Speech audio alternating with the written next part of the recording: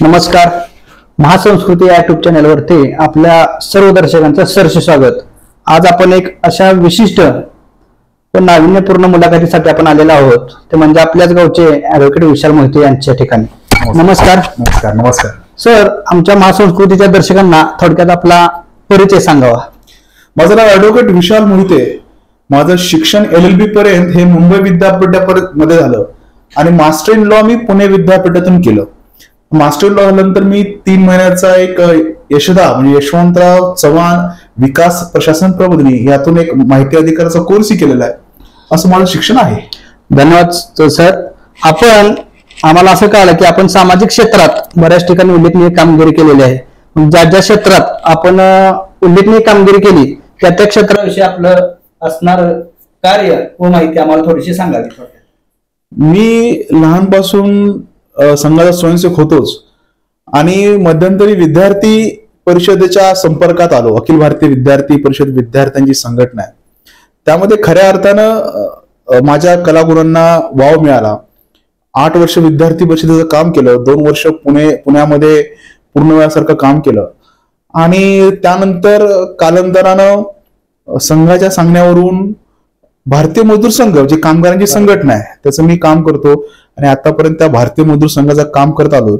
यामध्ये जे महाराष्ट्र राज्य सुरक्षा रक्षक मंडळ आहे, जे महामंडळ आहे, सिक्युरिटी गार्ड जे सुरक्षा रक्षक असतं, वॉचमॅन, म्हणजे ते मंडळ कशासाठी कार्य करतं, कोणासाठी कार्य करतं? ते मंडळ जे आहे आपले सुरक्षा रक्षक आहे, ज्याला तुम्ही वॉचमॅन असं म्हणतात, आणि त्यांच्या कल्याणकारी योजनेसाठी काम करतात. त्या मंडळामध्ये एक माझी वर्णी लागली गेली, त्यामुळे त्या मंडळाचं मी डायरेक्टर आहे आणि त्यामुळे त्या मंडळाचा पूर्ण महाराष्ट्राचं मंडळ आहे, त्या डायरेक्टर त्याचंही काम मी करतो.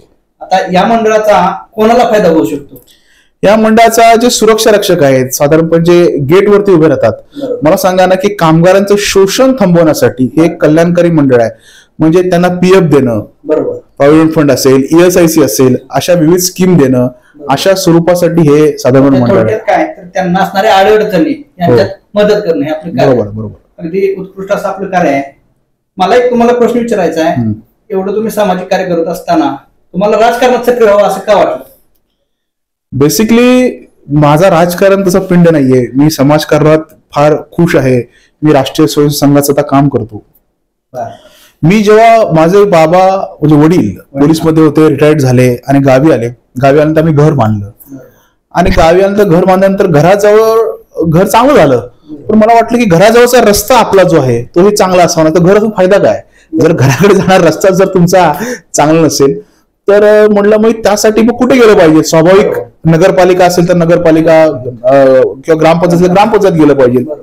मी ग्रामपंचायतीमध्ये एक अर्ज केला की बाबा हा रस्ता संपतराव अण्णा जेव्हा आमदार होते त्यांनी केला होता, किंवा आपले पतंगराव आमदार होते त्यांच्या आमदार फंडातून झाला का रस्ता तो.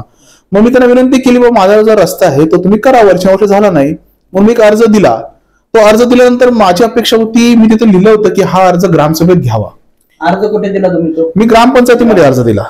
मग माझी अशी इच्छा होती की ग्रामसभेमध्ये हा मुद्दा घ्यावा किंवा त्यावरती एक शंका समाधानावर निराकरण व्हावं. आणि मग त्यावरती काही झालं नाही. मग मी ग्रामपंचायतीमध्ये जेव्हा ग्रामसभा असते आणि मी पण ह्या ग्रामसभेत सदस्य आहे, माझं वोटिंग ID इथलंच आहे, म्हणून मी त्या अधिकारी मी ग्रामसभेत गेलो आणि माझा जो प्रश्न आहे रस्त्याचा तो मी त्या ठिकाणी उपस्थित केला. आता त्या ठिकाणी हे सगळं उपस्थित केल्यानंतर ते बोलले ठीक आहे करू. म्हणलं अहो साहेब मी ऍप्लिकेशन दिलं, त्या ऍप्लिकेशन तुम्ही विचार काय केला हे मला सांगा ना, कारण की काय त्यांची जबाबदारी आहे, त्यांनी सांगितलं पाहिजे मला. मग ते बोलले नाही नाही काय नाही, खाली बसा, तुमचं नंतर बघू. अहो म्हणलं मी वारंवार खेटे मारतोय, म्हणजे तो विषय त्यांनी टाळण्याचा प्रयत्न केला. मी त्यांना म्हटलं वारंवार येतोय, रस्ता का होत नाही हे मला सांगा. मग ते सांगायला तयार नाही आणि तिथे मला खाली बसवण्याचा जबरदस्ती प्रयत्न झाला. पण माझ्यासारख्या एक वकिलाला ती गोष्ट कशी, म्हणजे असं जबरदस्ती खाली बसा तुम्ही, आणि तिथे अंगावर 2-3 धावून आले. त्याची मी एक पोलीस कंप्लेंट केली. मला खाली जबरदस्ती बसवण्याचा प्रयत्न केला, माझ्या अंगावरती आले. कारण की काय, मी काय म्हटलं, माझा डायरेक्ट डायलॉग सरपंचाशी किंवा ग्रामसेवकाशी आहे, तिथे इतर कोणी बोलणं नाही. मला त्यांच्याकडून उत्तर अपेक्षित आहे. तर ज्यांचा ह्या इश्यूशी काही संबंध नव्हता त्यांनी मला खाली बसवण्याचा, दाबण्याचा प्रयत्न केला, माझ्या अंगावर धावून आले. म्हणजे आता मला असं वाटतं की तुम्हाला एक प्रश्न विचारतो, त्यामध्ये राजकारण झालं असावं का? नक्कीच आहे ना. आणि त्यावेळी मी कुठल्या पार्टीचं नव्हतो, काय नव्हतं. मी साधा एक वकील आहे, माझं काम करणं असाच विषय होता. पण मला ती गोष्ट हर्ट झाली, अरे मला इथं बोलून दिलं जात नाही. आणि डॉक्टर बाबासाहेब आंबेडकर संविधान आहे आणि आर्टिकल 14 आहे, व्यक्ती स्वतंत्र गदा, हा फार मोठा विषय आहे. माझ्या मनाला वाईट वाटलं. मी पोलीस स्टेशनला तक्रार केली आणि मी सांगितलं बाबा हे असंच आहे. नंतर मी शांत राहिलो, म्हणलं जाऊ दे आता, हे गावगाड आहे, हे गावचे राजकारण आपण त्यात पडायचं नाही, म्हणून तो विषय सोडून दिला. आणि अजूनही तो रस्ता झालेला नाहीये अजूनही. एकंदरीत काय तर वांगी ग्रामपंचायतीत तुम्हाला असं म्हणायचं आहे का की समाजकार्याविषयी जर प्रश्न उपस्थित केले तर तिथं राजकीय दबाव आणून जो प्रश्न मांडतोय त्याला दाबण्याचा प्रयत्न केला जातो? नक्कीच. कारण की काय माहितीये का, प्रत्येक प्रश्नाला राजकीय अँगल त्याची काय गरज आहे हो. जर त्यांचा चेला चपाटा नसेल, कार्यकर्ता नसेल तर तिथे नाहीच मिळत नाही. एका सामान्य माणूस आहे मी, माझा प्रश्न रेस केला तर त्यांनी तो न्याय दिला पाहिजे होता, पण त्या ठिकाणी मिळाला नाही. त्यामुळे मी विषय सोडून दिला, जाऊ दे म्हटलं, ह्या राजकारणात पडू नये आपण आपलं प्रॅक्टिस आणि हे असं माझा नेचर होता. आणि हे जर पुढे पुढे गेल्यानंतर लकीली काय झालं, माझ्या आईला, आता आई माझी कृषी उत्पन्न बाजार समिती डायरेक्टर आहे, आणि मी त्यावेळी आईला लकीली तिकीट मिळालं. त्या प्रोसिजर मध्ये मी कुठेही नव्हतो आणि एक महिला उमेदवाराचं हवं होतं.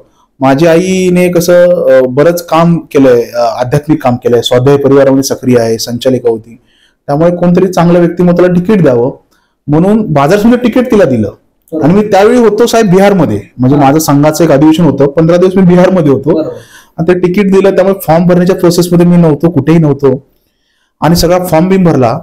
ज्यावेळी शेवटची डेट आहे फॉर्म छाननीची, त्यावेळी एक गोष्ट झाली ती माझ्या मनाला फार खटकली. काय झालं की माझ्या आईचा फॉर्म बाद व्हावा यासाठी स्थानिक राजकारण्यांनी काय केलं, जो सूचक असतो त्याला पळवला. म्हणजे पळवला म्हणजे मला आता एक असा तुम्हाला प्रश्न करायचा आहे, त्यांनी राजकीय दृष्ट्या पळवला का थोडक्यात किडनॅपच केला? राजकीय दृष्ट्यात पळवला. त्यावेळी विशेष म्हणजे काय सांगतो तुम्हाला, त्यावेळी काँग्रेस आणि भाजपची युती होती त्यामध्ये. बरोबर. म्हणजे आम्ही जर भाजपचा फॉर्म असेल तरी आमच्या बरोबर शांतारामजी असतील किंवा दादा असतील हे आमच्यावर होते, त्यामुळे आमची युती होती. तरीही काँग्रेस भाजप युती असतानाही इथले सरपंचचे पती आहेत, स्वतःला सरपंच म्हणतात आणि ते सरपंच म्हणून स्वतः कारभार हाकतात. त्यांनी काय केलं, आमच्या सूचकला घेतलं त्या विट्याला जिथे कार्यालय आहे निवडणुका तिकडं, की सांगितलं की मी सिंधुताई हनुमंतराव यांना ओळखत नाही, ती माझी सही नाही, मी सूचक म्हणून सही केली नाही. त्याच्या अगोदर त्यांनी सही केलेली का? सही केली, घरी आलो होतं आमच्या. म्हणजे एकंदरीत यात सुद्धा राजकारण घडलं, राजकारणच घडलं. आणि हे किती धक्कादायक आणि आश्चर्यकारक साहेब की तो घरी आला, सही केली आणि अचानकपणे त्याला त्या छाननी दिवशी पळवलं. त्याचा फोन स्विच ऑफ आला. त्या घरी वडील गेले माझे, आम्ही त्यावेळी बिहारला होतो आणि त्याला कुठेतरी पुण्याला नेलं समजलं.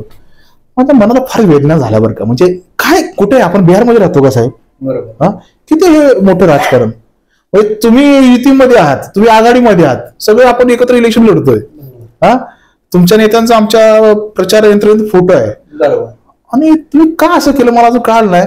मग ती जी किक आहे ना, मग मला म्हणलं की गप बसल्यानंतर आपण दबले जाऊ, कुठेतरी याचा प्रतिकार केला पाहिजे. त्यामुळे एक मनात चीड त्यावेळी फार मोठी निर्माण झाली. बरोबर. मग मला आता असं म्हणायचं आहे, एवढं राजकारण होऊन सुद्धा तुमच्या मातोश्री बाजार समितीच्या निवडणुकीमध्ये विजयी झाल्या. बरोबर आहे, अभिमानाची गोष्ट आहे. एवढं राजकारण होऊन सुद्धा आता महत्वाचा विषय म्हणजे आपली जी आजची मुलाखत आहे त्याचा सगळ्यात महत्वाचा विषय म्हणजे हा की आपल्या मतदारसंघाचे किंवा जिल्ह्याचे असतील, महाराष्ट्राचे असतील, भाग्यविधाते ज्यांना म्हटलं जातं ते म्हणजे आपल्या पलूस विधानसभा मतदारसंघाचे स्वर्गीय आमदार डॉक्टर पतंगरावजी कदम साहेब. यांचं सुद्धा अगदी कार्य उल्लेखनीय आहे. परंतु आम्ही एक महिना झालं बघतोय, तुम्ही जे काय त्यांचेच पुत्र म्हणजे डॉक्टर पतंगराव कदम यांचे पुत्र जे आता 5 ते 6 वर्ष झालं आपल्या पलूस काडेगावचे आमदार आहेत, त्यांच्याविषयी जे काय तुम्ही व्हिडिओ टाकताय ते टाकण्याचं कारण नक्की काय? काय झालं, मला ह्या गोष्टीतून चीड आली की असं का होतंय. आणि बघा कसं आहे, यथा राजा तथा प्रजा हे आपण म्हणतो.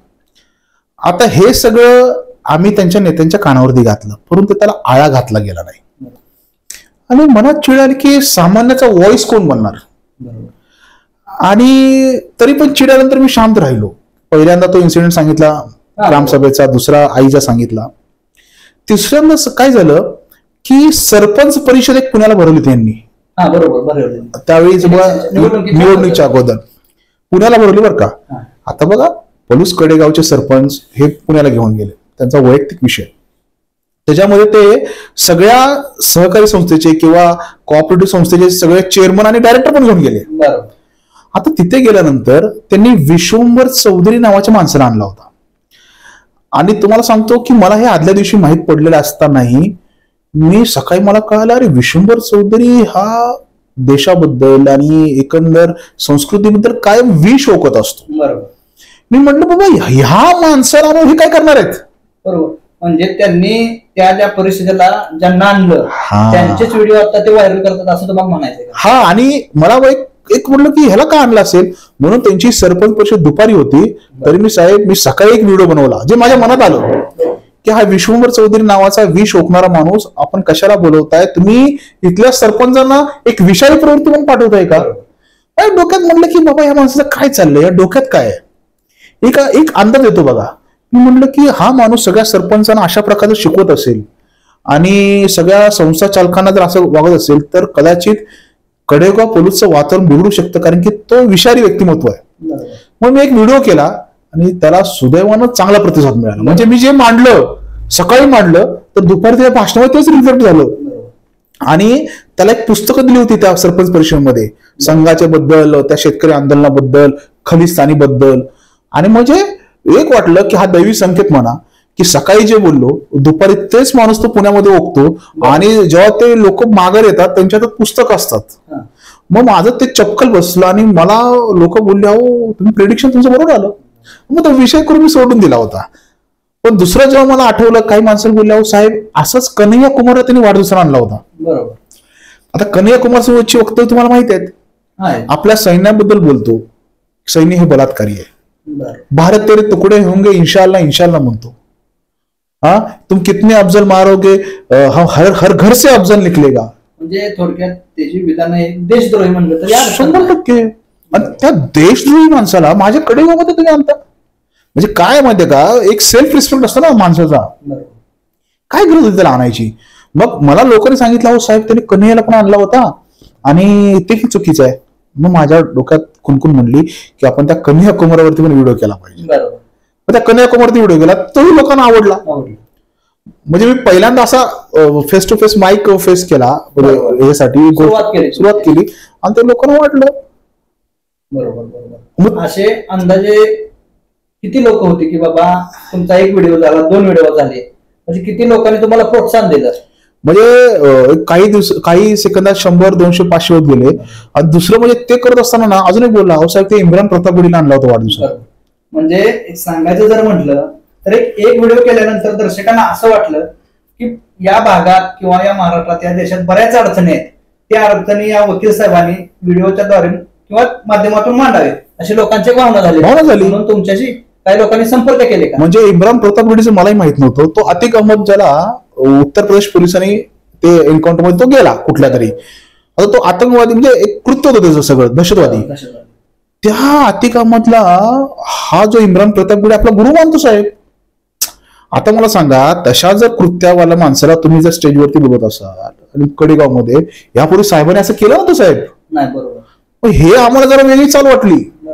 मग ते तिसरा व्हिडिओ पडल्यानंतर मग लोकांनी सांगितलं की तुमचं काम उत्कृष्ट आहे, तुम्ही बोलायला आम्ही तुम्हाला मुद्दे देऊ. आणि अक्षरशः व्हॉट्सअपवर मुद्दे पडायला लागले माझ्या. बरोबर. आता तुम्ही इम्रान खानचा जो विषय सांगितला तर दुसरा एक विषय मी तुम्हाला विचारतो किंवा माहिती घेतो की ज्यावेळेस भिडे गुरुजींच्या विरोधात भिडे गुरुजींचे जर पत्रकार साहेब म्हणतात अक्षरशः धारकरी होते हे म्हणा काय अडचण नाही, परंतु त्यांचेच पुत्र पतंगराव कदमांचे डॉक्टर विश्वजित कदम यांनी पुण्यामध्ये त्यांच्या विरोधात आंदोलन केलं. याचा इफेक्ट या राजकारणावर काय होईल का. विशेष म्हणजे मी त्याचा व्हिडिओ पण बनवलाय. गुरुजी बद्दल आपली भूमिका स्पष्ट करा असा स्पष्ट व्हिडिओ आहे. ओठात एक पोटात एक. विश्वजित तुमचं चाललंय काय, मी हा जबाब विचारलाय. म्हणजे विशेष काय आहे, इकडं आमचा भगवा झेंडा हातात घ्यायचा. पुण्यात गेल्यानंतर अहो ते जर तुम्ही पोस्टर बघितले नव्या जातीचं कुत्र, अहो असं गुरुजींबद्दल. आणि अटक करा गुरुजींना अटक करा. आणि त्या ठिकाणी ते होते बघा. युवक काँग्रेसने ते आंदोलन केलं. हे जायचं नव्हतं ना. पण हे तिकडे असताना एबीपी माझाने बातमी लावली आणि ती पण बातमी मी माझ्या त्या चॅनलला पोस्ट केली. आणि लोक बरोबर म्हणे ही दुटप्पी भूमिका आहे. त्यामुळे कसं आहे की मला वाटतं जो माझा लोकप्रतिनिधी आहे ना त्याने आतनं पण बाहेरनं एक असावं. बरोबर. म्हणजे तुम्ही पोलीस कडेवर आल्यानंतर एक वागणार, बरोबर. पुण्यात गेल्यानंतर एक वागणार, हे दुट्टविभाग घातक आहे ना सगळ्या दृष्टीने. मला एक तुम्हाला दुसरा प्रश्न विचारायचा आहे. आपल्या भागाचे जे आत्ताचे आमदार आहेत विश्वजित कदम, हो, यांचं हिंदुत्वावर किती प्रेम असावं किंवा आहे नाही? मला वाटतं की काँग्रेसच्या वळसणीला गेल्यामुळे म्हणजे मला असं बोलावं वाटतंय की विश्वजित आपसे बैर नाही लेकिन काँग्रेस तेरी खैर नाही. मला सांगा ना, माझ्या राम मंदिराला विरोध कोणी केला? राम मंदिराला विरोध काँग्रेसने राम मंदिर म्हणून वकील लावतात तुम्ही. आज तुम्ही माझा राम सेतू तोडायसाठी त्या मशिनरी लावल्या होत्या. म्हणजे ज्यावेळी हिंदूंच्या आस्थेचा विषय होतो तेव्हा काय विरोध करत आला. त्यामुळे विश्वजित हे काँग्रेस आहे, शेवटी अल्टिमेटली काँग्रेसच्या ध्येयधोरणावर चालतात. आता ते म्हणतात माझ्या रक्तात काँग्रेस आहे, आणि काँग्रेसचे ध्येयधोरण जर रामाला विरोध असेल किंवा आमच्या सांस्कृतिक कुठल्या कामाला विरोध असेल तर ते गडबड आहे ना. नक्की नक्की. म्हणजे एकंदरीत भिडे गुरुजी जी पुण्यामध्ये ते बोलले त्या वक्तव्याचा या विधानसभेवर नक्की परिणाम होणार 100%. म्हणजे अजून एक व्हिडिओ केला होता, धारकरी आहोत पण मत नको. बरोबर. म्हणजे ज्यांनी धारकरी ऍक्च्युली बनवले, ज्यांनी धारकऱ्यांना सक्षम केलं, म्हणजे तो माणूस म्हणतो की मला शिवशंभूच्या रक्तांची पिढी घडवायची आहे. काय चुकीचं आहे? आणि त्याने असे असंख्य धारकर उभे केले जो आज मोहिमा करतात, गड मोहीम चालतात, आणि ते तुम्हाला त्यांची मतं हवेत, पण ज्यासाठी ज्या माणसाने ह्याला जन्म घातला तो माणूस नको. त्यामुळे धारकरी हुशार आहेत. त्यामुळे त्यांना हे फरक मी समजून सांगितल्याबद्दल अनेक लोकांनी माझे आभार मानलेत. मी काय केलं, फक्त धूळ झटकली आणि स्वच्छ कंदील जो असतो प्रकाश दाखवला, आणि तो लोक पाहतात. म्हणजे यावरून एकंदरीत मला असं म्हणायचं आहे की आपण किती व्हिडिओ बनवणार होता आणि आतापर्यंत किती व्हिडिओ बनवले? असं म्हणजे टार्गेट नव्हतं, पण कसं माहिती आहे का, आज तुम्हाला सांगतो माझ्या व्हॉट्सअपवरती 40 ते 50 प्रश्न येऊन आपटलेत. म्हणजे माझा 33 ते 34वा व्हिडिओ माझ्या ऑलरेडी मोबाईलमध्ये आहे. म्हणजे मी जेव्हा सुरू करायला गेलो तर दबके आवाज जागे झाले. दबका आवाज, साहेब आमचं कोण ऐकत नाही, साहेब आम्हाला कोण हे करत नाही. आणि मला विशेष वाटलं, मी त्यांना म्हटलं बरं का, मी काय प्रोफेशनल नाहीये, मी साधा वकील आहे, जे मला वाटलं ते बोलतो. नाही, लोक मला भेटायला, लोक इथं येऊन बसली, इथून व्हिडिओ केले साहेब या जागेवरून, आणि लोक बोलली, लोक बोलती झाली, आणि विशेष म्हणजे त्या बोलणाऱ्या या मतदारसंघाने डोक्यावरती घेतलं. दबका आवाज तो बाहेर आला. मग असे असंख्य व्हिडिओ, म्हणजे मी 4-5 करून विषय सोडणार होतो, पण आज तो 35वर आकडा गेलाय. म्हणजे एकंदरीत तुमचे जे काही प्रश्न आहेत किंवा तुम्हाला ज्या काय अडचण आणल्या तेवढेच तुम्ही करणार होता. जनतेतून झालेला उठाव, त्यामुळे तुम्ही पुढचे व्हिडिओ बनवले असं म्हणायचं? प्रश्नच नाहीये, कारण की माझं वैयक्तिक त्यांच्यावर काही नाहीये, पण मी वकील आहे आणि मी वारंवार म्हणतो की वकिलांनी स्वातंत्र्य लढ्याचा इतिहास बदलला. स्वातंत्र्याला, या देशाला स्वातंत्र्य मिळवण्यामध्ये वकिलांचं फार मोठं योगदान आहे. ते कशाला, आपल्या कडेगाव पोलीसचं बघा ना, अण्णा असतील, आदरणीय पतंगराव साहेब असतील, वकील होते. त्यामुळे मला असं वाटलं की मी वकील आहे आणि मी त्यांच्या पावलावरती का पाऊल ठेवू नये. त्यामुळे मी एक सुरुवात केली आणि लोकांनी त्याचा दाद दिली. आता पुढचा एक विषय मला असं विचारावं वाटतं तुम्हाला, कारण की तुमच्याकडे ज्ञान भरपूर आहे. जो काय राहुल गांधी असतील, कदम कुटुंबीय असेल, त्यांच्याकडे कौटुंबिक संबंध जिव्हाळायचे, परंतु राहुल गांधी जे संविधानाविषयी बोलत असतात त्याविषयी आपण काय सांगाल का? नक्कीच. मी तर म्हणेन, भारतीय संविधान का टिकले माहिती आहे का? आपण सगळे हिंदू आहोत आणि हिंदू या ठिकाणी राहतो, भारतीय संविधान टिकलंय. मला सांगा, पाकिस्तानात जाऊन भारतीय संविधान टिकेल का? बांगलादेशमध्ये जाऊन भारतीय संविधान टिकेल का? का नाही? आज अफगाणिस्तानची अवस्था बघा, का टिकणार नाही? आपण हिंदू आहोत, आम्ही सहिष्णू आहोत, आणि आपण सगळ्याचा स्वीकार केलाय. हो, अगदी पारशी त्यावेळी आले, त्यांच्या देशातून परांगण झाले, या देशाने त्यांना आश्रय दिलाय. सर्व धर्म समवेश संस्कृती आहे आपली. कोणी आला तर पाणी द्यायची संस्कृती आहे साहेब आपली. म्हणजे अगदी आज इस्राईल त्या दिवशी ज्यूला हाकलून दिलं होतं, ते आपल्याकडे आले, कोकणामध्ये ते राहिले. म्हणजे आपली संस्कृती ही व्यापक आहे, हा सनातन धर्म व्यापक आहे, सगळ्यांचं स्वागत करतो. त्यामुळे खऱ्या अर्थानं भारतीय संविधान इथे रुजलं. आता मला सांगा, संविधान खतरे में आहे हे कसे म्हणू शकतात? पहिल्यांदा संविधानामध्ये बदल कोण केला? उत्तर द्यावं. मला सांगा, संविधानामध्ये बदल केला ते गेला, असं म्हणलं जातं की संविधानाचा मूलभूत गाभा जो प्रियांबल आहे, पहिलं पान आहे, उद्देशिका त्याला म्हणतात मराठीत, बरोबर, तर त्यामध्ये कोणी बदल करू शकत नाही. आणि त्याच्यामध्ये साहेब तुम्हाला सांगतो, सेक्युलरिझम हा शब्द नव्हता आणि सोशलिझम नव्हता. हे घातलं कोण? हे इंदिरा गांधीने घातलं. म्हणजे संविधान कोणी बदललं? यावरून एकंदरीत असं म्हणावं लागेल की खरोखरच संविधानाची छेडछाड ही काँग्रेसपासून सुरुवात झाली. आणि तुम्ही मगाशी म्हणला की सर्व धर्म समभाव, मग काँग्रेस हा पक्ष हा सर्व धर्म समभाव पाळतोय का? नाहीच पाळत. आज मला सांगा, आज त्यांच्या बऱ्याच जे तुम्ही आज ह्याच्यावर फोटो बघतोय, त्या उलेमानं दिलंय, ह्याने फतवा काढलाय आम्ही काँग्रेस साथ देऊ. त्यांचे आज फतवे निघतायत की नाही आपण महाविकास आघाडीला साथ देऊ. सर्व धर्म सभामध्ये सगळे धर्म इक्वल फुटिंगला पाहिजेत ना साहेब. मुस्लिम अल्पसंख्याक मध्ये लांबून चालून करायचं आणि हिंदू हा सहिष्णू म्हणून त्याला कायम दाबा द्यायचं. हेच झाल्यामुळे दुर्दैवानं आज जम्मू काश्मीर मधून आमच्या हिंदू बांधवांना पलायन करायला लागलं आणि काश्मीर फैलायला लोकांना कळालंय सगळं. म्हणजे काँग्रेस हा सर्व धर्म समभाव पाळत नाही, फक्त त्याचं एकच आहे, मुस्लिमांचं लांबून चालून करतो. कारण त्याची एक कट्टा, कारण तो ओट जिहाद आहे आणि ओट जिहादला बळी असलेला पक्ष म्हणजे काँग्रेस. त्याला वोट पाहिजे त्याला त्यांचे. आता मला सांगा, हिंदूने जर असं केलं तर लगेच तो आक्षेप घेतला जातो की हा बघा हा जातीवादी. बरोबर. आता मग मुसलमानांनी जर असं काढलं तर आपण का म्हणत नाही हा धार्मिक आहे म्हणून? कोण बोलत नाही. बरोबर. त्यामुळे अल्पसंख्याक जे आहेत, कारण त्याच्या वोट बँकसाठी काँग्रेस त्यांना बळी गेलंय. काँग्रेस सर्व धर्म समूह मानत नाही आणि ह्याच्या उलट ते तर मानतच नाही. आणि मी आता दुपारीच मला एका मुस्लिम कार्यकर्ता आहे तांबोळी म्हणून त्याने मला दाखवलं. त्याने काय सांगितलं की साहेब हे काय करतात की काँग्रेस जेव्हा इलेक्शन येतं त्यावेळी त्यांना मुस्लिम आठवतो, त्यांचा मताचा गट्टा आठवतो. मला सांगा ना साहेब, काँग्रेसने मुसलमानांसाठी आज काय केलंय? पंक्चरवाला, फळ विक्रेता आहे का काय? म्हणजे एकंदरीत की काँग्रेस सरकारनं मागच्या त्यांच्या कार्यकाळात त्यांना नोकरीच उपलब्ध करून दिली नाही, कुठं दिली? फक्त मतासाठी वापर केला असं तुम्हाला म्हणायचं? 100%. म्हणजे इलेक्शन आली की काँग्रेसने मुस्लिमांना बंद राहायचं, ते बिचारे पण देऊन टाकतात मतं. पण इलेक्शन झाल्यानंतर त्यांना किती टक्के विचारलं जातं? आज मला सांगा ना, का पंक्चरवाला मुसलमान असतो, का भंगारवाला मुसलमान असतो, का त्यांचं क्वालिटी एज्युकेशन स्वीकारलं नाही, सुधारलं नाही? देशाला साहेब 75 वर्ष झाले ना. म्हणजे एकंदरीत काँग्रेस पक्षानं त्यांचा फक्त मतापुरता वापर करून घेतला. 100% मतासाठीच वापर झालाय. परंतु याच्या विरोधात जर भाजपचं धोरण बघा किंवा मोदींचं बघा, सबका साथ सबका विकास. आता मागाच्या पासून मी तुमची मुलाखत ऐकतोय किंवा घेतोय, त्यातून मला असं जाणवलं 1-2-3दा की तुम्ही संघाशी संलग्न आहात.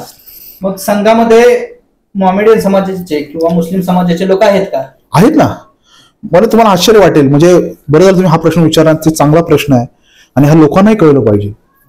की तुम्हाला सांगतो की मी अखिल भारतीय विद्यार्थी परिषदेचं काम करायचो आणि तुम्हाला सगळ्यांना अभिमान वाटेल, ह्या सांगली जिल्ह्यामध्ये असा एक पूर्ण वेळ होता अखिल भारतीय विद्यार्थी परिषदचा, ज्याला संघाचे प्रचारक म्हणतात.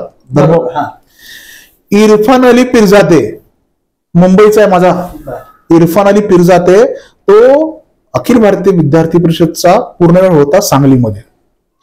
म्हणजे संघ काय करतो? संघ हिंदू समाजाचं संघटन करतो, तो कुणाचा द्वेष करत नाही. आणि हिंदू म्हणजे काय? हिंदुत्व म्हणजे सुप्रीम कोर्टाने हायकोर्टाने सांगितलंय, जीवन जगण्याची उत्कृष्ट कला म्हणजे हिंदुत्व. हा अनादी आनंद आहे हो.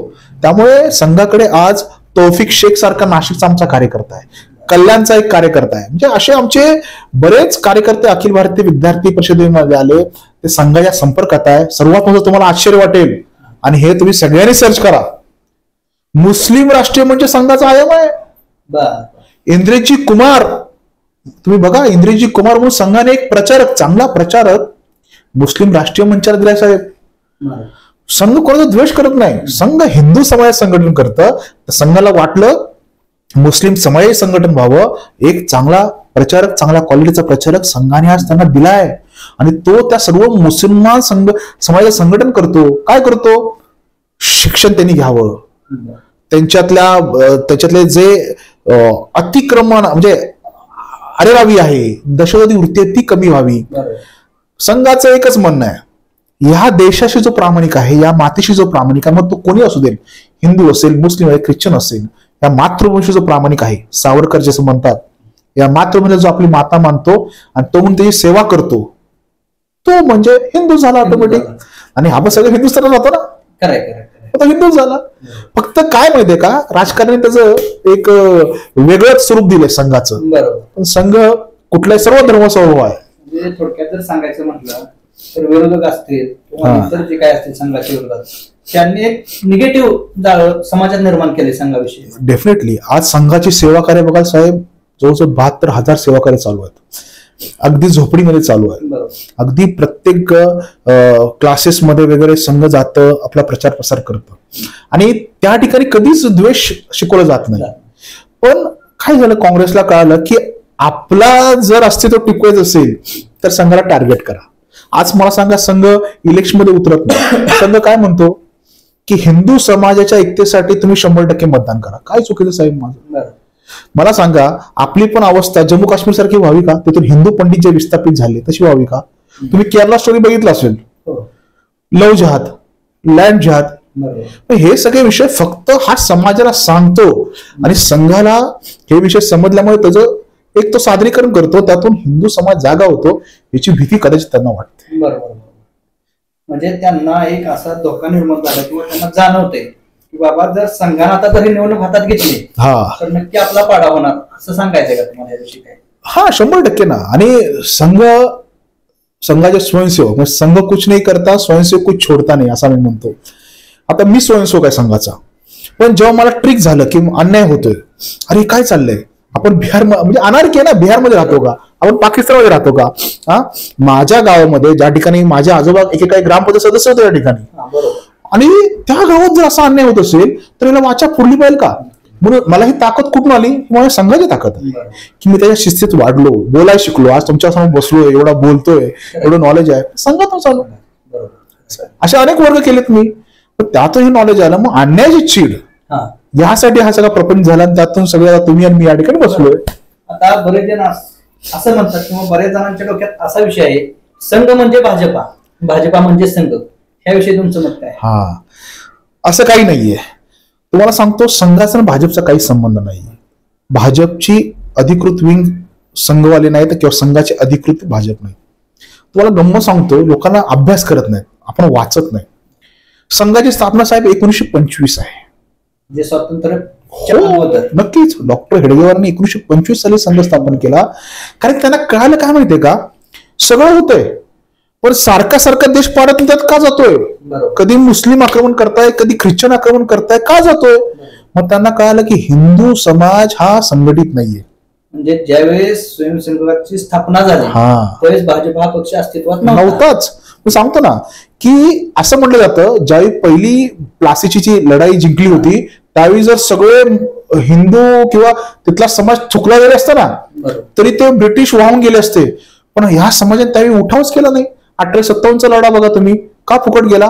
मग हेडगेवारांना वाटलं की हिंदू समाजाने जागृत झालं पाहिजे, आपलं आत्मसंरक्षण केलं पाहिजे, म्हणून संघाची स्थापना आहे. आणि भाजपची 1952 आहे. आणि त्यावेळी काय झालं, श्यामाप्रसाद मुखर्जी म्हणून एक सांसद होते, पश्चिम बंगालचे खासदार होते. त्यांनी काँग्रेसबरोबर क्लॅशेस झाले त्यांचे, ते बाहेर पडले आणि त्यांनी येऊन आमचे जे परमपूजनीय माधव सदाशिव गोवलकर, द्वितीय संघचालक, त्यांची गाठ घेतली. ते म्हणाले, काँग्रेसचं सगळं वागणं हे संस्कृती, देश, देव, धर्म याच्या विरोधात आहे. मला देव, देश, धर्म यासाठी काहीतरी चांगलं काम करायचं आहे भारत देशासाठी, मला तुमचे स्वयंसेवक द्या. त्यावेळी गुरुजी, आज माझ्याकडे ते पुस्तक इथं लायब्ररीत माझ्या आहे, गुरुजी म्हटले होते, राजकारण आमचं काम नाही, आमचं काम हिंदू समाजाचं संघटन आहे. पण तुम्हाला आवश्यकता असेल आणि तुम्हाला गरज असेल तर मी देऊ शकतो, परंतु माझा आणि तुमचा काही संबंध नाही, हे स्पष्ट आहे, आजही स्पष्ट आहे. पण त्यावेळी काय झालं, त्यांनी मागितले पण 2 कार्यकर्ते देऊन टाकले. पंडित दीनदयाळ उपाध्याय असो किंवा अटल बिहारी वाजपेयी देऊन टाकले, आणि संघ आपल्यापर्यंत ते त्यांच्या परीनं. आमचा त्याचा आजही काही संबंध नाही. आता पुन्हा एकदा मी बीडी गुरुजींच्या विषयावर, ज्यावेळेस स्वर्गीय डॉक्टर पतंगराव कदम असतील, त्यांचं आणि गुरुजींचं नातं एक वेगळं नातं होतं, बरोबर आहे. परंतु या नात्याला कुठेतरी बाधा पोचवण्याचं काम आताचे असणारे आमदार विश्वजित कदम यांनी कसा केला? कसं आहे माहितीये का, माणसाची हाव जी असते ना, मला मुख्यमंत्री बनायचंय, मग मी किती श्रेष्ठ, मी काँग्रेसचे तत्व किती पालन करतो. मला सांगा, लोकतीर्थचं उद्घाटन केलं, ते नाटकच झालं ना एक प्रकारचं. पण ते केलं. आजही ते लोकतीर्थ स्मारक कंप्लीट नाहीये. आहे का कंप्लीट? नाही आज. मग ते करता करता तुम्ही राहुल गांधीचा घाट घातला की मी किती चांगला काँग्रेसी आहे. काँग्रेसी खरोखर ज्यांच्या रक्तात काँग्रेसचे पतंगराव कदम होते, हे जर काँग्रेसी असते तर विशाल पाटलाला कधीच निवडून आला नसता. काँग्रेसने सांगितलेली गाईडलाईन पतंगराव साहेबांनी कधीही मोडली नाही. म्हणजे तुम्हाला असं म्हणायचंय का की विधानसभेची निवडणूक डोळ्यापुढे समोर ठेवूनच त्यांनी त्यांच्या वडिलांचं जे लोकतीर्थ जनतेसाठी लोकार्पण केलं, तो उद्देश त्यांचा काय होता की बाबा खरंच विधानसभा निवडणूक आता लागलेल्या आहे, त्याचा काहीतरी फायदा आपल्याला व्हावा, असा त्यांचा उद्देश असावा? प्रश्नच नाही. मला सांगा ना, आता एखादं तुम्ही पण काम करता सामाजिक ह्याच्यामध्ये, आपण एखादा कार्यक्रम घेतल्यानंतर समजा एखादा कार्यक्रम असेल, कार्याचा असेल, श्राद्धाचा असेल, तर तिथे कुठला माणूस आणतो आपण की त्या माणसावरती बोलणारा माणूस पाहिजे ना आपल्याला. पण त्या ठिकाणी काय झालं, तुम्ही राहुल गांधीला आणलं, संघाला शिवाय दे, भाजपची उडी काढ. अहो, तो कार्यकर्ता भावनिक होता. तिथे अनेक कदम साहेबांचे अनुयायी आले, त्यांना कदम साहेब ऐकायचे होते किंवा काँग्रेसला समजले कदम साहेब त्यांना सांगायचे होते. असं झालंच नाही. म्हणजे एकंदरीत तिथूनच विधानसभेची तयारी त्यांची चालू झाली. बिगुलच झाला तो.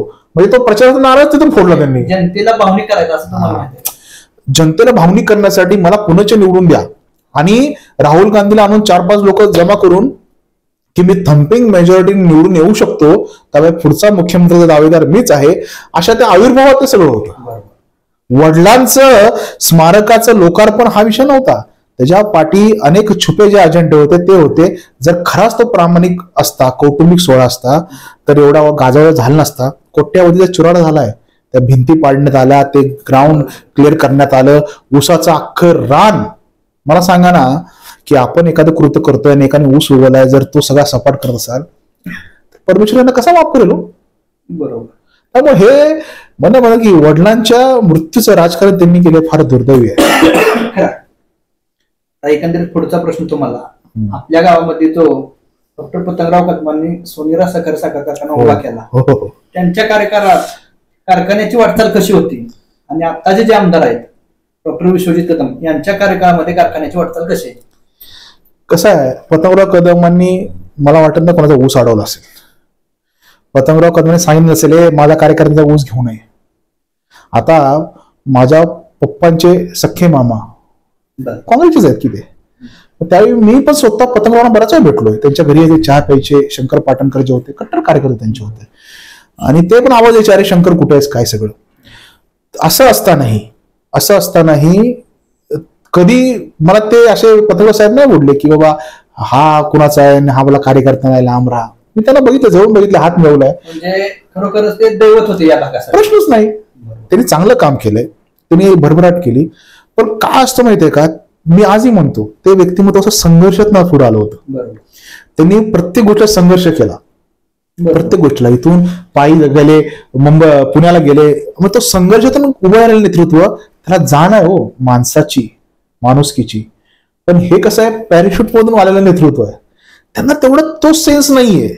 मला सांगा, कधी असं सहज पाठीवरती फोटोशॉपसाठी नाही बरं का, साहेबांचा सहज, अरे शंकर इकडे, अरे बाबा काय चाललंय, बरोबर, गाडी बंद करायची सहज काच पुढे, साहेबांनी काही असा फोटो काढ म्हणून मी नाही केलं साहेब. पण तुमची गोष्ट प्रत्येक फोटोसाठीच आहे. सहजता संपली हो, सहजता, साहेबांची सहजता संपली.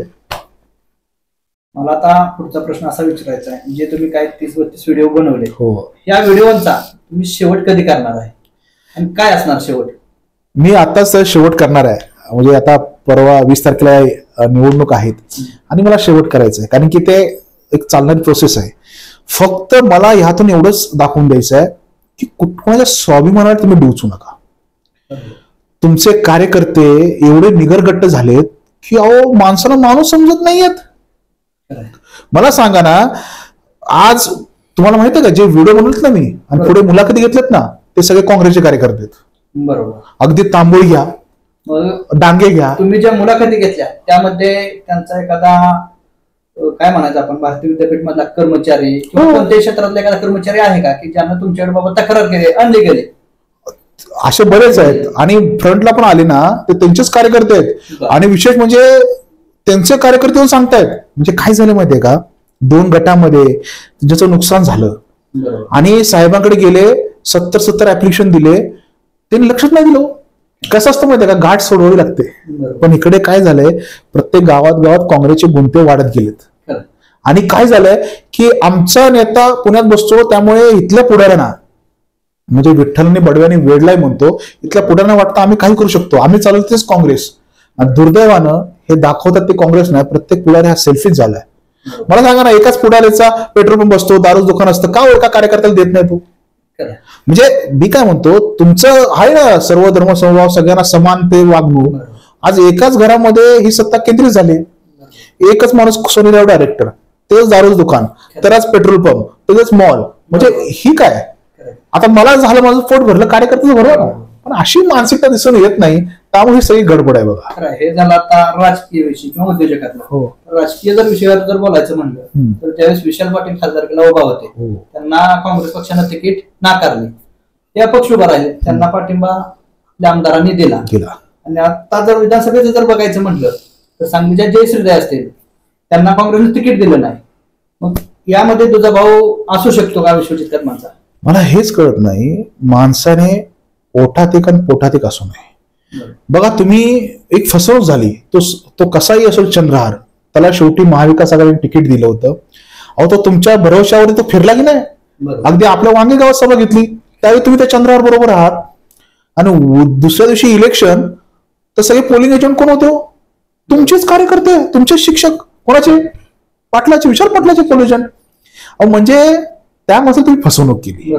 बरं त्याला सांगायचं ना, बघ चंद्रहार, तुझा माझा काही संबंध नाही, मी ठरवलंय विशाल पाटला मी साथ देणार, माझ्या काँग्रेसने काय सांगायचं सांगू दे. ही झाली सरळसोट भूमिका, जे साहेबांची होती, स्पष्ट. पण ह्यांनी काय केलं, त्या बिचाराला घेऊन फिरले. नाही, माझ्या पक्षाने सांगितलं, भाषणं केली हो मोठमोठी, म्हणजे गाफील ठेवण्याचा प्रयत्न केला. आणि इलेक्शन नंतर बघा गुलाल कोणाचा घेतला, भाषणं कशी झाली. म्हणजे मला सांगा, मला वाईट वाटलं ना, माझा आमदार असा नकोय. अशा स्वरूपाचं वक्तव्य करून आमदार मला कशाला आवड सांगा ना. आता एकंदरीत जी सांगलीत विधानसभेची सीट आहे, जयश्रीताई पाटील यांच्या प्रचारात विश्वजित कदम अगदी अग्रेसर आहेत ना, परंतु तिथे सुद्धा ते त्यांचा घात करणार का? आता मला सांगा. आणि पुढचा विषय, त्यांचा घात करून ते पृथ्वीराज पाटलांना मदत करणार का विशाल पाटलांच्या? आता जसं इकडे झालं, फिरतायत चंद्रहार बरोबर, तसं तिकडे होणार, फिरणार पृथ्वीराज बरोबर आणि टांगा पलटी. मला सांगा, जयश्रीताई आज ह्यांचे जुने कौटुंबिक संबंध असतीलच, आज जिव्हाळ्याचे झालेत जितेश भैयामुळे. आज माझ्या घरातला एक कॅन्डिडेट, त्यांच्या घरातला एक कुटुंब सदस्य आहे. आणि जयश्री वहिनींचे जाऊ आहे जितेश भैया, रक्ताचं नातं झालं. आणि जितेश भैया म्हणजे तुम्हाला माहिती आहे, एक तरुण चेहरा आहे, आपल्या मतदारसंघात फिरतात ते, प्रत्येक ठिकाणी जातात. मला सांगा, जितेश भैयाला वाटत असेल ना की माझी सासू निवडून यावी, आता ते वाटत असेल, मग ह्यांना वाटत नसेल. म्हणजे धक्का आवाज असा आहे. आणि आज स्पष्ट तुमच्या माध्यमातून सांगतो की ऍक्च्युअली जितेश भैयाला त्या सीटवरती उभं राहायचं आहे, पण त्यांची लाईन क्लिअर होत नाही. म्हणून ह्यांनी काय केलं, जयश्रीताईंचा चेहरा वापरला. जयश्रीताईंना आमदार करायचं होतं, 5 वर्ष तिकडे कारभार करायचा होता, त्यानंतर जितेश भैयाने तो कारभार सांभाळायचा, जितेश भैयांची राजकारणात एंट्री. पण ते सगळं फोन झालं. पण तुम्हाला सांगतो, इथे जसा करेक्ट कार्यक्रम चंद्रहारचा लावला, तसा तिकडं त्या पृथ्वीराज पाटलांचा तो करेक्ट कार्यक्रम लावणार. आणि हे प्रयत्न करणे की जयश्रीताई निवडून येते. म्हणजे पक्षात असून पक्षातल्याच उमेदवाराला धोका देण्याचं काम. एक्झॅक्टली. म्हणून मी कायम म्हणतो, तुम्ही जो हा नवीन सांगली पॅटर्न उभा केला ना, तो पाठीत खंजीर खुपासणारा पॅटर्न आहे. बेसावत ठेवायचो. मला म्हणून साहेबांच्या टोने साहेब स्पष्ट तोंडा म्हणायचे, बाबा हे असं आहे तसं आहे, तुझं तू बघून घे. भलेही साहेब तर मुख्यमंत्री झाले नाहीत, पण साहेबांचं आजही नाव आहे. आणि तुम्ही मुख्यमंत्र्यांसाठी काय काय करावं लागतं तुम्हाला. खरंय. तुम्ही म्हणताय तसं अगदी पतंगराव कदमांचं नाव विरोधकांच्या तोंडात सुद्धा यायचं आणि अजून असतंय ना, ही एक सत्यता आहे. परंतु याला कुठेतरी विश्वजित कदमांचं नाव मला म्हणायचं आहे कुठेतरी बाजूला पडतंय त्या आणि ह्या विचाराच्या दृष्टीने. बरोबर ना. मग ते का ठोस भूमिका घेत नाहीत? आज ते म्हणले जाहीर भाषणात की ज्यांनी जयश्रीताईंना फुसलं त्याला बघून घेतो. अहो काय स्पष्ट नाव आहे, विशाल पाटील आज जयश्रीताईंच्या बाजूने भाषण करतायत. तुमचे जे पुतणे आहेत त्यांची भूमिका काय आहे? हे सगळं, ही भूमिका स्पष्ट आहे. पण तुम्हाला कुणी कशात सांगायला पाहिजे? म्हणजे काय माहितीये का, मतदारसंघात ही भूमिका पण मला लोकांनी सांगितलं. आणि मतदारसंघ जर त्यांच्या विरोधात आता एवढा नसता बरं का, विरोध का एवढा मतदारसंघ आहे, लोक मला काय अप्रोच होत आहेत की दुटोनी भूमिका ना साहेब. बरोबर. विशाल पाटलाचा गेम केला, मी त्याला निवडून आणलं. चंद्राचा गेम केला, पृथ्वीराजचा गेम करतो जयश्री पाटील निवडून आणणार. आता तुम्ही म्हणाला की बाळासाहेबांना असं म्हणायचं आहे काँग्रेस विरोधात जाईल त्याला मी संपवणार, म्हणजे एकंदरीत त्यांचा रोष जयंत पाटील असतील, शिवसेनेचे उबाटा गटाचे सर्व कार्यकर्ते पदाधिकारी असतील, त्याचबरोबर भाजपाचे असतील, त्यांना संपवण्याचा यांचा डाव आहे का? मला सांगा, अरुण अण्णा कोणाच्या आदत मदत नसतात. बरोबर. एक सुसंस्कृत नेतृत्व आहे, ते त्यांच्यापर्यंत चालत असतं. कुणाला रोष त्याने मारले, आजकाल भांडण केले, शिवी दिली, कधी ऐकलं का? फक्त संस्था आपल्या व्यवस्थित सांभाळणे हा त्यांचा चांगला संपवतात. त्या अरुणांबद्दल त्यांनी सांगा नारळ, प्रचाराचा नारळ शुभारंभ फोडला, त्या भाषणात काय म्हणले हो? बरोबर. दाखवीन, पाया पडायला लावीन. साहेब, हा अहंकार आहे, हा गर्व आहे. गर्वाचं घर कायम खाली असतं. जनता ही सार्वभौम आहे, तुम्ही जनतेसमोर नाटक करू नका. बरोबर. जनता तुम्हाला कधी 100% शून्यावरती आणेल, तर 99ला साप कसा असतो साहेब, माहिती आहे? 99ला साप बसला, साप शिडीचा माणूस कसा खाली येतो. तुम्हाला वाटत असेल ही इलेक्शन तुम्हाला सोपी आहे, मी काही केलं तर लोकांना समजत नाही, पण मी फक्त व्यक्त होतोय, तुम्ही बोलवताय, पण लोकांच्या मनात हे आहे जे मी बोलतोय, जे तुम्ही आज तुम्ही माझ्याकडून बोलून घेताय. म्हणजे थोडक्यात काय तर झाकली मूठ 1.25 लाखाची, पण ते 20 तारखेला परिवर्तित होणार ती मूठ. बरोबर. मग त्यावेळी त्यांना कळेल की असं झालं कसं, पण त्यावेळी वेळ निघून गेलेली असेल. आज पण मी हे प्रश्न विचारतोय, मला सांगा, माझं एक जी 33-35 प्रश्न आहे, मी ह्याला मतदान करा, मी असं कुणालाही बोललो नाही. बरोबर. कारण की मला माझा लोकप्रतिनिधी त्याला आरसा दाखवते. बर, मी इथलाच आहे वांगीतला, मला त्यांनी विचारायचं ना, बाबा तुमची काय अडचण आहे, भेटायचं काय, मी काय फरक आहे का, स्वागत केलं असतं, चहा पाजला असता, साहेब अशाशी अवस्था आहे, त्यांना सांगितलं असतं. हा, कुठला नेता मला भेटायला नाही, म्हणजे हा जो उन्माद म्हणतात त्याला, हे माझं कोण वाकडं करू शकत नाही. आणि त्यांचे कार्यकर्ते असे म्हणतात, साहेबांचं 1,70,000 लीड आहे, हे काय तुटून 70 तुटल, लाख नाही. बरोबर. साहेब, जनता आहे, जनता कुणाला कधी घरी बसवेल सांगता येत नाही. धन्यवाद. मला शेवटचा एक प्रश्न विचारायचा तुम्हाला, तुमच्याकडून माहिती घ्यायची आहे, इथून पुढे तुमचा राजकीय प्रवास, त्याचबरोबर समाजसेवा असेल किंवा इतर विषय असेल, त्याची कारकीर्द तुम्ही कशी घडवणार आहात? मला राजकीय आताही माझ्या डोक्यात काही नाहीये, मी समाजसेवक आहे, संघाचं काम करतो. पण मी आतापर्यंत म्हणजे 2000 पासून संघ सांगेल तेच काम करत आलोय. संघाने सांगितलं विशालजी आपल्याला हे करायचं आहे, मी ते करतो. मी संघ शरण आहे. माझी महत्वाकांक्षा कधीही नव्हती, म्हणजे मी विशेष सरकारी वकील केंद्र सरकार झालो त्यावेळी ते संघानेच त्या रचनेतून झालो, किंवा आता महामंडळामध्ये मी आहे सदस्य, त्या रचनेतून आहे, किंवा भारतीय मजूर संघाचा प्रदेश मंत्री आहे, पूर्ण महाराष्ट्राचा स्टेट सेक्रेटरी आहे. हे संघ रचनेतून गेलं. संघाला वाटलं की बाबा राजकीय क्षेत्रामध्ये जर स्थान चांगलं आहे, तर जे संघ सांगेल ते मी करणारा व्यक्ती आहे. म्हणजे संघाने सांगितलं की तू घरी बस, मी घरी बसणार. संघाने सांगितलं हे काम कर, हे काम करणार, असा व्यक्ती आहे. त्यामुळे मी संघ शरण आहे, जे संघ सांगेल ते करणार. बरोबर. ठीक आहे. तुमच्या आजच्या मुलाखतीतून आमच्या दर्शकांना न माहिती असलेली बरीच अशी माहिती आमच्या दर्शकांना मिळाली, त्याबद्दल मी आज तुम्ही दिलेल्या मुलाखतीबद्दल तुम्हाला धन्यवाद देतो. धन्यवाद.